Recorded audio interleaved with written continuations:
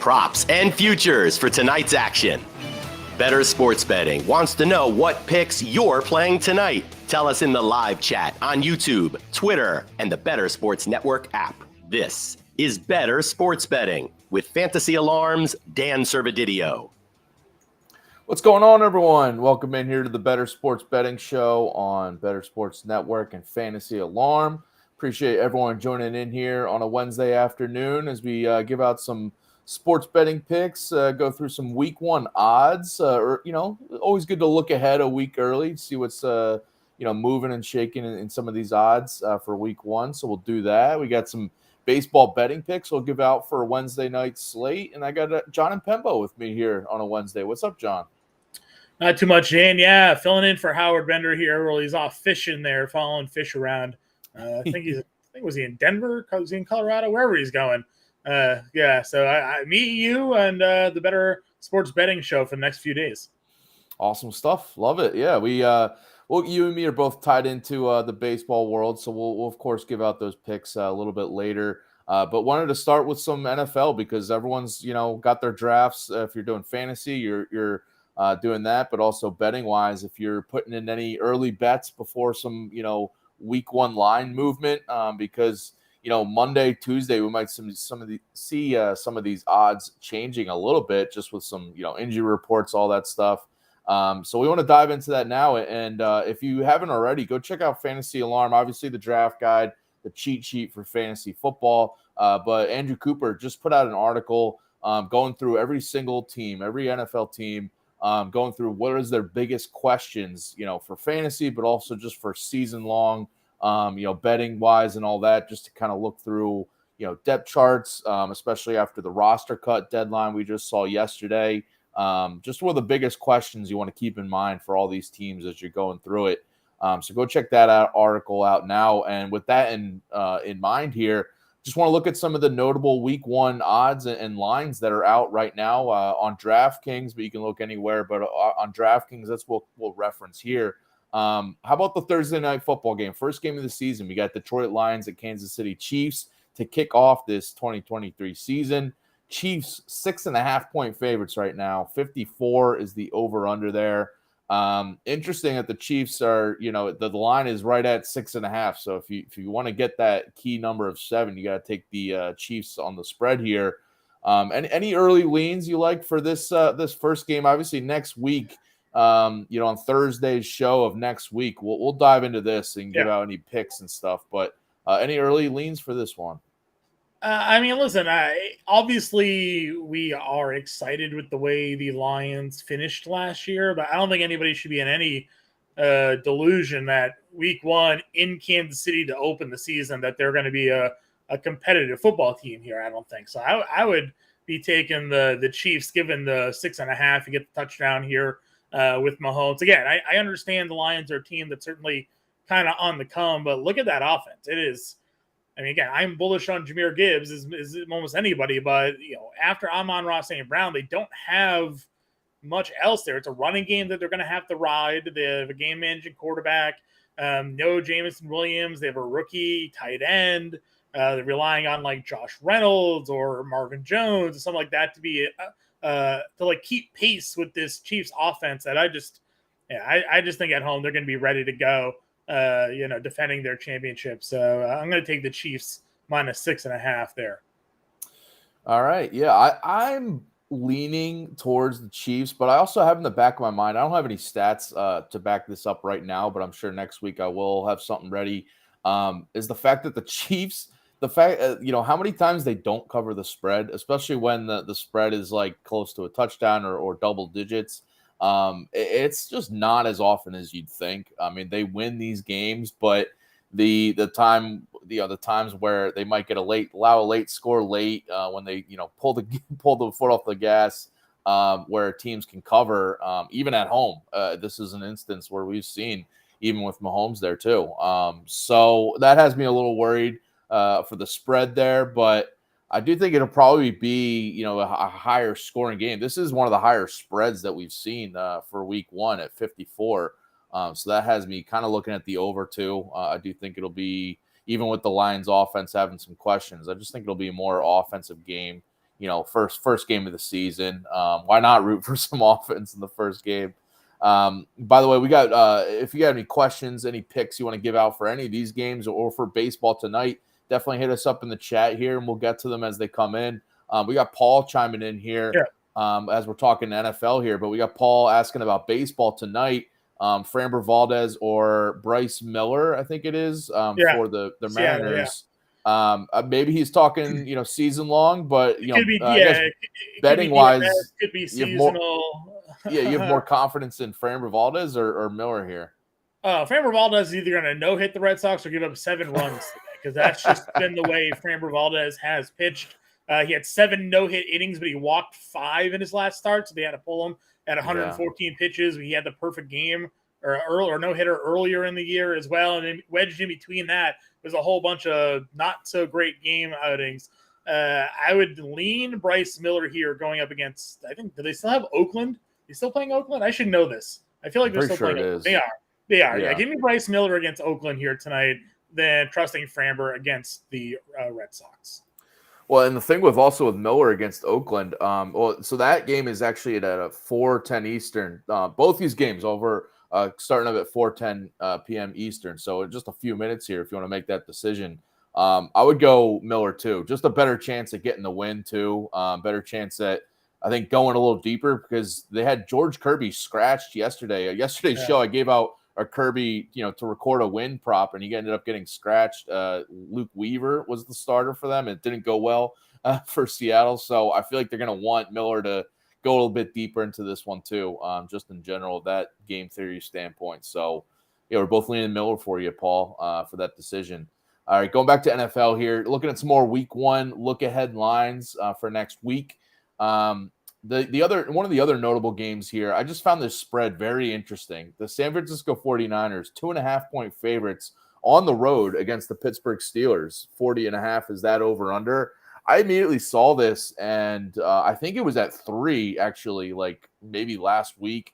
And some money's coming on the Steelers, and I'd back the Steelers. I'd look at them on the money line too because Mike Tomlin's going to have his team ready at home here. When they're home underdogs, again, I don't have these exact stats, but he covers the spread and wins outright a lot more often than you think as a home underdog with the Steelers. So I'd immediately look to them. I mean, we got Brock Purdy, back for the 49ers. Yeah.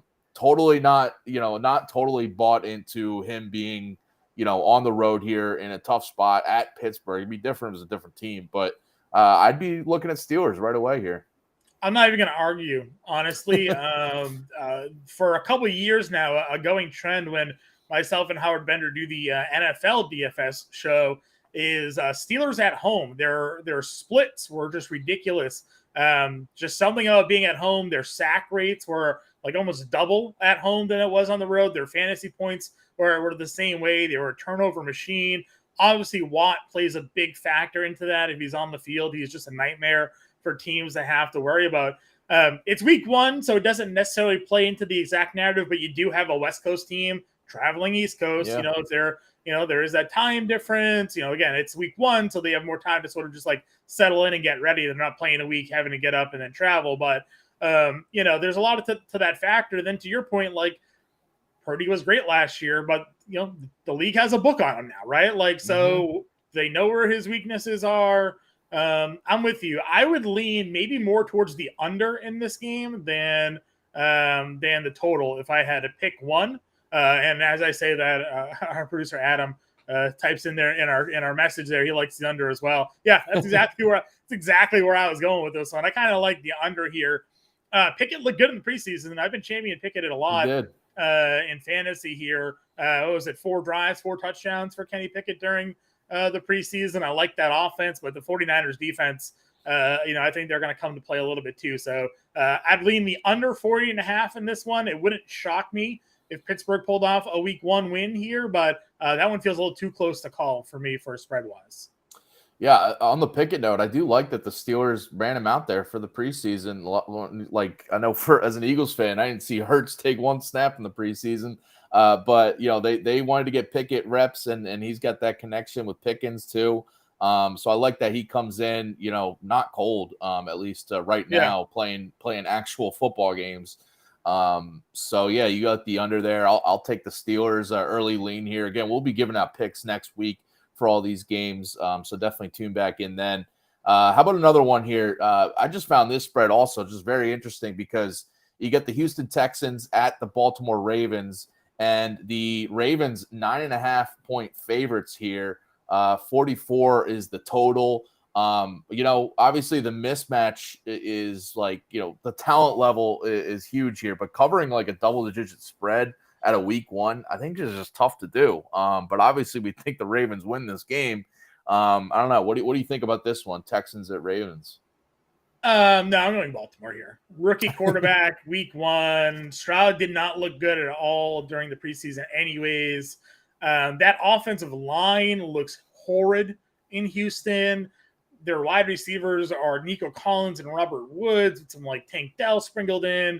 They're going to have to, their offense is probably going to have to run the ball with Pearson. You're not going to run against Baltimore all that successfully. And I don't think the Houston defense is any good. And now we're going to have this spread offense from Baltimore potentially this year. Give me the 9.5 is a lot of points in the NFL. I understand that, but if Houston wins more than a couple of games this year, I'd be shocked. And I think Baltimore is going to run this one away. Yeah, I agree with you. I was just trying to play a little devil's advocate, make people think about it, but I am leaning Baltimore here for sure because also just, tough ask for a rookie quarterback going on the road in Baltimore for his first start. Yeah. That's a tough one. You could look at the under here, but I think we are expecting the Ravens offense to be pretty good this year. So stay away from that. This could be an under where it's 28-7 Baltimore, right? Like that could be, be a play for sure. But I'd feel more confident in Baltimore here at the 9.5. Gotcha. Another spread that's sticking in the AFC North here. The Bengals at the Browns in week one. Bengals only 1.5-point favorites right now on DraftKings. The over-under is 47.5.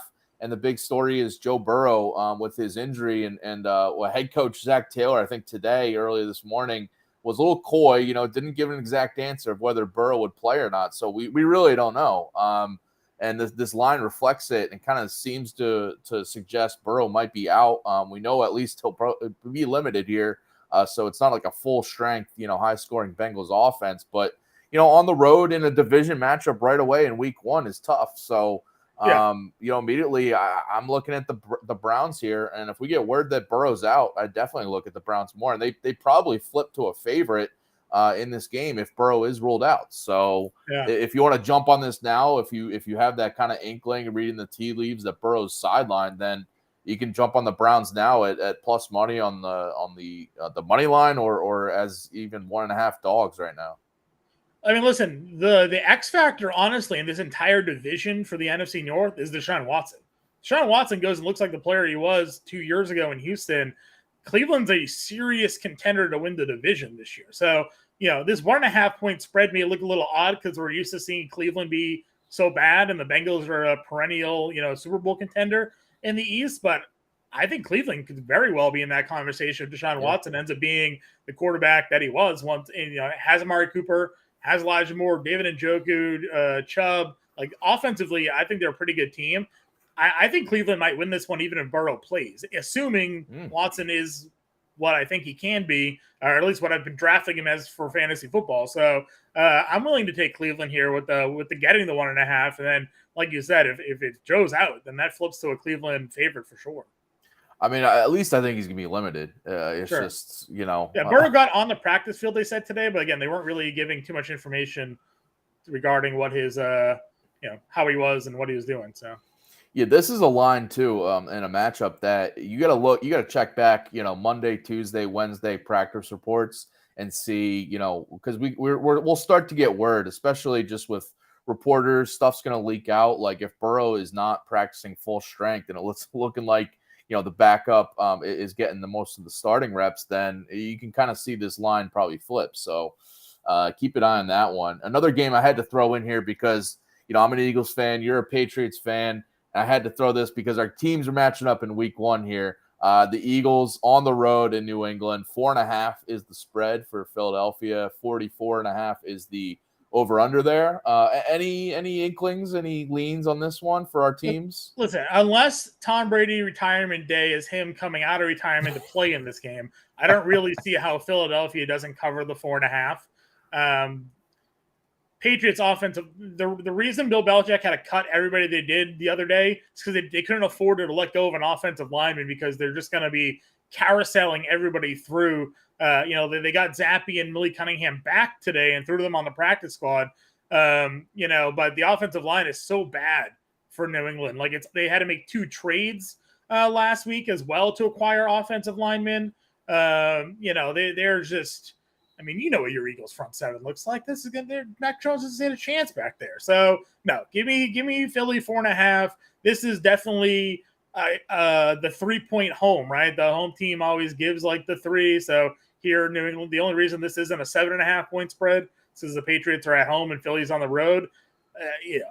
Bill Belichick, the mastermind, all he wants. They have nobody offensively that's going to do anything against this defense. So give me Philly and probably the under in this one, under the 44.5. Yeah, I agree. Not just because I'm an Eagles fan. I'm glad you went that direction because I'm a realistic Patriots fan here. I can't win money being a homer. So I was surprised to see this spread. It's kind of like interesting 4.5 range, where you could see maybe the Patriots keeping it interesting until late in the game. So it makes me a little worried spread wise. And honestly, the Eagles, even last year with Hurts, they didn't have a great, against the spread record. More often than not, you'd be surprised if they just pulled out games, some wins late in the year.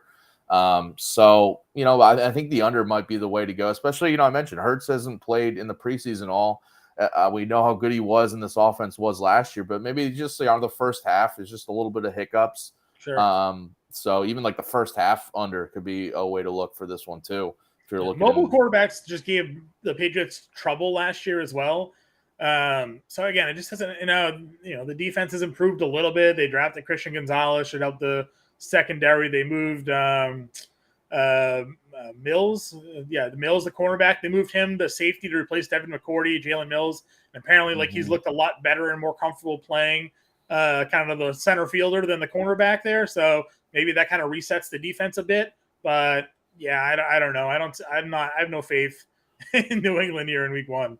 So. Revenge game for Jalen Mills against the Eagles. True. He still has his hair dyed green. So it's the Green Goblin. Oh, he does? He didn't change it to blue or something? No, he's the Green Goblin is his nickname, but he plays like crap. So you don't think Belichick maybe has a few tricks up his sleeve to really, because Brady's, getting retired here. There's that whole storyline. Belichick's probably going to be amped to try to get this win in front of as good as we want to say the Patriots home crowd can be. This might be one of the best of the season if their season starts going in a different direction.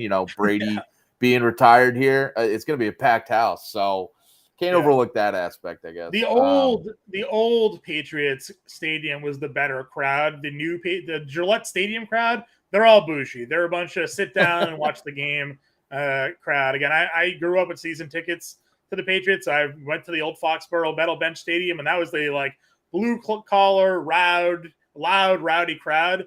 And then I've gone to Gillette, and if you stand up during a red zone, people are yelling at you. So wow, really? Oh yeah, it's bad now. It's the ticket prices are $300 a ticket, so you get a different kind of crowd these days. So it sounded like the Citi Field Mets Stadium. Mets home crowd.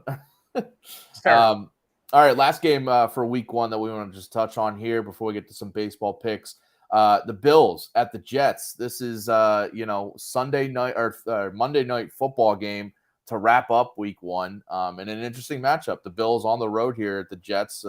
Aaron Rodgers, at home to host for this opener. 2.5 is the spread for the Bills as the favorites. 46 is the over/under. Any leans here? Rodgers versus Josh Allen. Yeah, I mean, I think the Jets are going to get a lot of favorable lines this year because of Aaron Rodgers being their quarterback, but I still feel like Buffalo's the better team. So I'm going to lean Buffalo with the points at 2.5. And, I think the Jets will be fine. It's hard to bet against Aaron Rodgers. He's Aaron Rodgers, but I think you're going to see a lot of Vegas love to the Jets early on. It gives you some favorable opportunities to take the team facing New York. Yeah, and the Bills, I mean, not a far road trip for them here, so No. you got to take that into account. And yeah, I think there's, early in the season, and I touched on this when me and Howard Bender broke down the AFC win totals on a recent show, and just thinking that there's going to be a little bit of growing pains, I think, early in the year for the Jets offense until Rodgers gets comfortable with, Garrett Wilson or obviously he's got Cobb there and Lazard, but until he really figures out, all right, these are my go-to guys, and the connection between him and Wilson actually comes through. Dalvin Cook, joining a new offense, getting used to the playbook and all that. I could see the offense just sputtering a little bit early on. Of course, it's Rodgers, so who knows? He could go out there and crush, but our producer Adam Bernard saying he's got under and Buffalo, so kind of the same inkling I'm thinking there. Buffalo maybe just handling this win and keeping it a little lower scoring. I'd be interested to see the trends, the week one trends from maybe last year, the year before. There's even anything to glean from that on over-unders. These first time these teams are playing full games, and if there's any rust there and maybe defenses kind of win out and we have some low-scoring games or not, something to maybe take a peek at some point. Well, especially on the East Coast where we are, and especially in New York or the game in Pittsburgh or New England too, or honestly anywhere, Baltimore too, is that early in the season here, there's still some hot weather. I'm in Northern Virginia here, and it's 85 degrees today. It's hot, so that's an aspect where you got defenses maybe a little tired in the second halves, playing these full games now, especially with a lot of the starters not playing in the preseason. So could see some overs be hidden because of some of these tired tired defenses. So yeah, that's something to keep in mind too, I would say. All right, so those are some of the week one look ahead lines that we want to touch on for next week. Of course, next week's shows, especially Thursday night football on Thursday's show, we'll be giving out some picks for that game, Lions at Chiefs. But then Friday's show next week, we'll be giving out some picks, game picks, player props, all that good stuff for NFL. Be full into it. Baseball will be starting to take a little back seat here. So it's football season. Yeah, it's football season. All right, with that in mind, let's turn to tonight for baseball tonight, because we got a bunch of games going on during the day right now. Some games already wrapped up for baseball on Wednesday, but we got some games tonight that we want to give some picks out. So what is your best bet tonight, John? For me, when it comes to my best bet here, I'm going Bobby Witt over 1.5 total bases at -110 over on DraftKings Sportsbook, going up against the Pittsburgh Pirates and Andre Jackson on the mound for Pittsburgh. You look at his lefty-righty splits.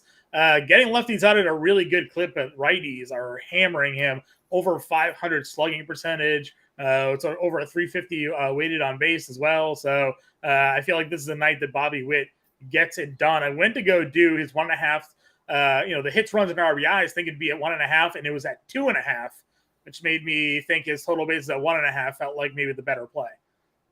Yeah. The I not to spoil some of your picks up here, but I think you got going heavy on Bobby Witt tonight.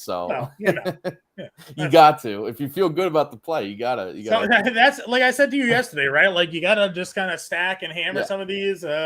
And did it work out with the Yankees yesterday? Not initially, no, but yeah, it's fine. Well, they hit their team total over, right? They hit the team total over. Yeah. Scooble, we had over 2.5. He had three runs allowed, but only 2 earned, which was kind of depressing. Then I had the Aaron Judge homer call. So, And Dean Kramer, did he get the win? I saw the Orioles won. No, they took him out after 6, and then the Orioles scored 7 runs. Really, really upsetting. Really, they had 1 run through 6, and then they took him out and they scored 7. So Vegas knew. That's why they had the plus odds. Unfortunate. They reeled you in. Thankfully, my George Kirby to get a scratched. win. Yeah, that got voided. So whatever. My best bet is the Rays money line for tonight, going against the Marlins. I just really like this spot for Zach Eflin. 3.21 ERA for him in the month of August, and He's got a quality start in 4 of his last 5 outings, been going strong in that rotation, and they're leaning on him because of just, the injuries they've had in that rotation, but really looking at Eflin to give them strong starts each time. And the Marlins struggling against right-handed pitching lately, 275 WOBA over the past week in this split. And the Rays also have all their top relievers, especially late inning guys available tonight. So I think that's huge for when F1 exits after 6 strong, 7 strong, for the late innings to be locked up for this win. And Jesus Luzardo is on the mound for the Marlins. He just threw 6 shutout innings against the Padres his last start, but before that was very inconsistent. He allowed 4+ runs in each of his previous 4 starts. He still has a 7.85 ERA in the month of August. And the Rays come in here, top-tier offense against left-handed pitching over the past week, over the past 2 weeks. So I like the Rays here to keep it going. Only minus 122 money line on FanDuel was the cheapest you could get that I got. But pretty cheap all across the board if you're looking at money line for the Rays here to just get another win. Make up some ground in that AL wild card. I agree with you. I think this is a good spot for him. I like the matchup, and again, we've really played Miami versus lefties, not much righties here. So I think Eflin's in a good place, and so are the Rays tonight. Yeah. All right. So what are your other picks you got going tonight? Yeah, I mean, when I'm looking at the board again, you kind of hinted at it. I am leaning a little heavy on the Bobby Witt. So again, assuming based off his total bases prop and the hits, runs, and RBIs, going Bobby Witt over half a stolen bag tonight. I think we'll get on first plus 290. Why not? Bobby Witt over only this is where the weird one comes into play. Just to get an RBI, it's plus 150 over a half an RBI, but it is 2.5 hits, runs, and RBIs for his prop. I get he hits second, so they're probably thinking he gets a hit and scores a run, but he's the best hitter on that offense. So get them both. I think we're going to get an RBI out of Bobby Witt at plus 150 and a stolen base out of Bobby Witt tonight at plus 290, and maybe a couple more things from Witt, but we'll talk about that later. Going all in on Bobby Witt here. I mean, listen, the dude's been hot. I can't knock it at all. So I can't knock it. I've been back in the Royals offense, just kind of looking on those sneaky matchups for opposing pitchers. So Bobby Witt has been a big part of that. I'm going with Garrett Cole here, over 7.5 strikeouts, plus 120 on FanDuel. It's a high line, getting to 8+ strikeouts is tough for any pitcher, but Garrett Cole is a guy that can do it. He just had 11 Ks against the Rays on the road his last start. And he's been at 8+ strikeouts in 4 of his last 8 starts coming into tonight since the All-Star break. So he's been over this line more than you think. And the Tigers, the worst strikeout rate against right-handed pitching over the past week at 33%, just a huge mark. Still, over the month of August at a 26% strikeout rate versus righties. So even with this elevated line, I think Cole can get there. Even on the road as well.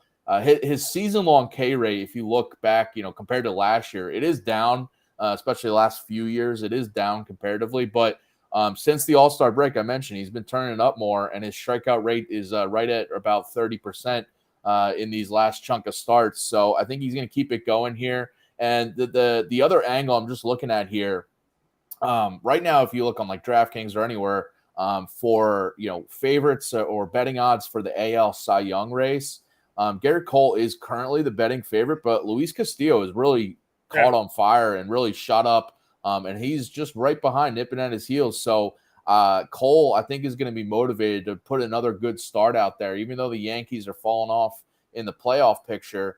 Cole is right there, and him and Castillo are tied with strikeouts right now, at 181 apiece through the season. And I think Cole is going to have a good chance to really pull ahead in that Cy Young race. So give me Cole, his strikeouts. Yeah, I like it. Again, he's a guy that can easily get double-digit strikeouts, and we're talking about a Tigers team that, while they've started to kind of pop a little bit lately, definitely still a young, aggressive offense that you can kind of go after and attack. So I like that one tonight for Cole as well. For me, I got Corbin Carroll over 1.5 total bags. It's minus 120 over on DraftKings Sportsbook. He went about a month-long slump there.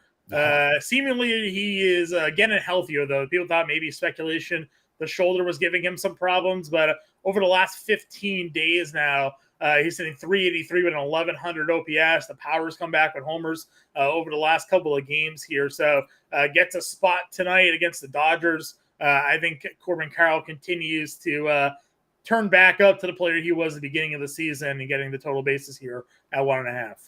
Yeah, and he's got Ryan Pepio on the mound for the Dodgers. I'm not really scared of that matchup. No. So I am going Corey Seager over 2.5 hits, runs, and RBIs, minus 125 on DraftKings. It's at 2.5, which is tough, but it's still juiced to the over here, and I think he can do it because I just see him, he's been on fire right now.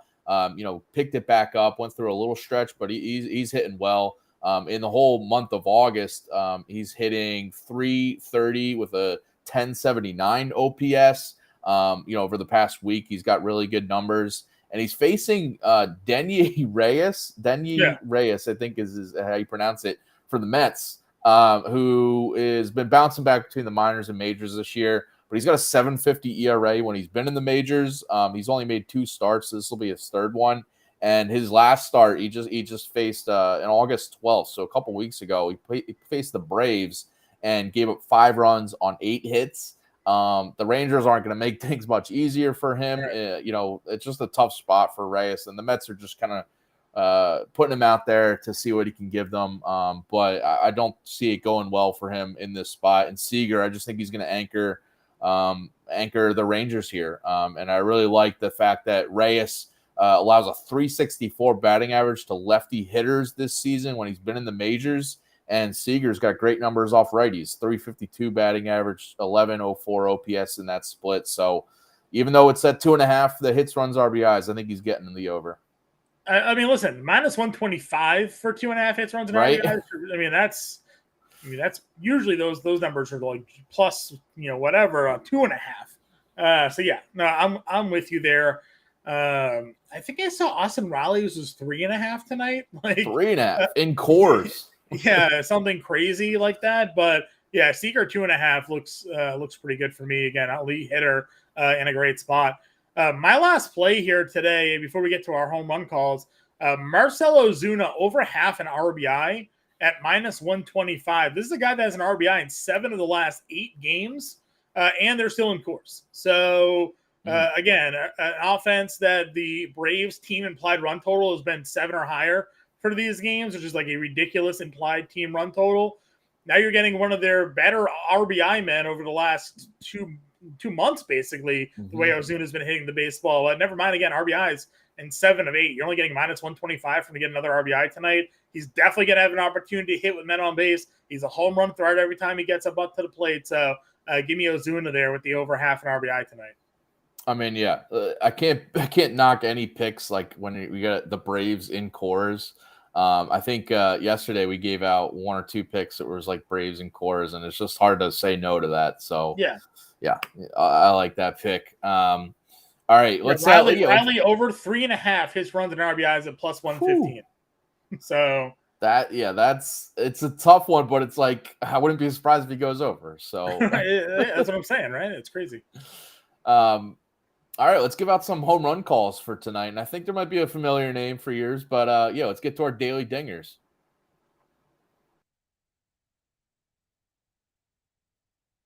And that baby is gone. Now that's a dinger. All right, John, who you got?